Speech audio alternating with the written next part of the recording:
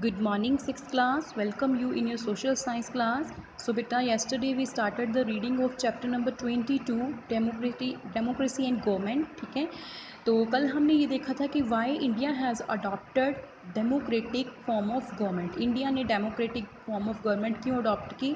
To resolve the disputes. ठीक है, झगड़ों को सही ढंग से उनको मतलब सुलझाने के लिए जो इंडिया ने है डेमोक्रेटिक गवर्नमेंट को अडॉप्ट किया है. ठीक है, so let's start the reading of page number 2 chapter number 22.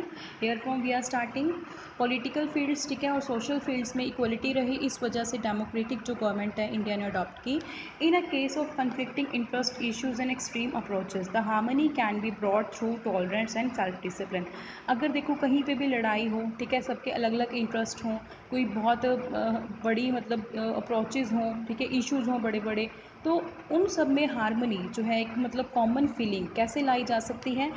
सब में टॉलरेंस होनी चाहिए, ठीक है, सबको बर्दाश्त करना आना चाहिए और सेल्फ डिसिप्लिन, और अपना जो डिसिप्लिन है वो होना चाहिए.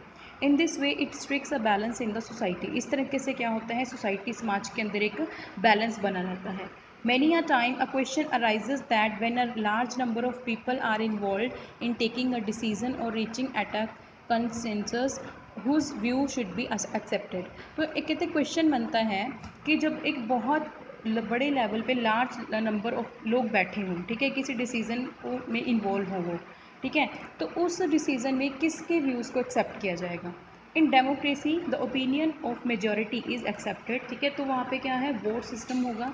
ठीक है, जिस डिसीज़न की तरफ ज़्यादा मेजॉरिटी होगी, ठीक है, उस वो वाला डिसीज़न ले लिया जाएगा. But the opinion of minority is also respected. But ये नहीं होगा कि जो मेजॉरिटी जिस डिसीज़न की तरफ कम वोट्स है उसको नेगलेक्ट किया जाएगा, उसको भी मतलब ध्यान में रखा जाएगा, उनकी भी फीलिंग्स को रिस्पेक्ट किया जाएगा. ठीक है, नेक्स्ट हम देख रहे हैं goals of democracy.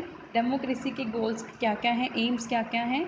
To solve all problems through discussion, precision and compromise. ठीक है, तो सारी ही जो प्रॉब्लम्स हैं उनको डिस्कस करके उनके ऊपर मतलब डिसीजन लेके और कॉम्प्रोमाइज़ जो है वो करवा के उसको सॉल्व किया जाएगा. There is no place for poison and violence in democracy. लड़ाई झगड़े का, वायलेंस का डेमोक्रेसी में कोई भी प्लेस नहीं है.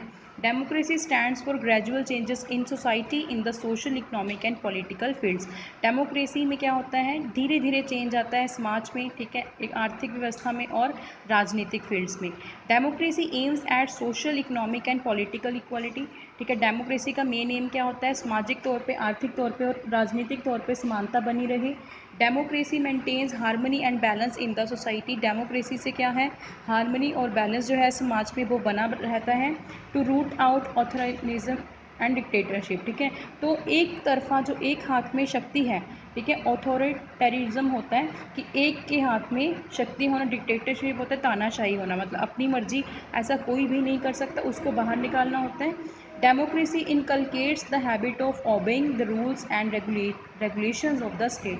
तो डेमोक्रेसी ये सब चीज़ों को इनकलकेट करती है कि रूल्स को ओबे करें, ठीक है, और रेगुलेट करें स्टेट्स के अंदर. It helps in maintaining peace, शांति को बना के रखता है. It endures to solve the problems of poverty, hunger, illiteracy and employment, the main cause of inequality in India. तो ये क्या करता है, इंड्योर करता है कि प्रॉब्लम्स ख़त्म हो, पॉवर्टी की, गरीबी, भूख, अनपढ़ता, अनएम्प्लॉयमेंट, बेरोज़गारी, ये सब चीज़ें इंडिया में ख़त्म हो. Probably the ultimate goal of democracy is the well-being of each individual as a distinct and significant human beings. तो मेन डेमोक्रेसी का क्या अल्टीमेट गोल है कि सभी इंडिविजुअल जो हैं, ठीक है, उनको सेटिस्फाई रखना, उनके मतलब कि किसी के भी साथ गलत ना हो, उनकी वेलबींग सोचना, ठीक है, उनके लिए अच्छाई सोचना, यही मेन डेमोक्रेसी का मोटिव है. ठीक है, so here you are watching the constitution of India. ठीक है, तो ये बताया गया है इसमें कि कैसे कॉन्स्टिट्यूशन की एक मेन ब्रीफ जो है वो बताई गई है.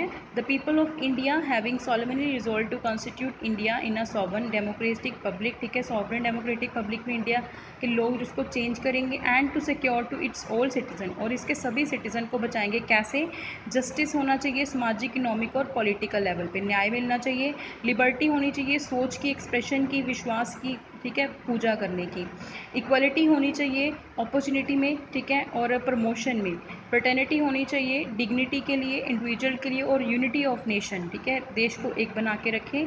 इन are constitute assembly this is 26 day of November 1949। तो कॉन्स्टिट्यूशन असेंबली हुई थी 26 डे था 26 नवंबर को 1949 में। Do hereby adopted enact and give to ourselves this constitution, ठीक है, उन्होंने अडॉप्ट की थी ये सब चीज़ें और कॉन्स्टिट्यूशन को इनैक्ट किया था और हमें ये कॉन्स्टिट्यूशन प्रोवाइड किया था। So this is enough for today. Tomorrow we will start the reading of next page. Till then, read this and try to understand it. Thank you.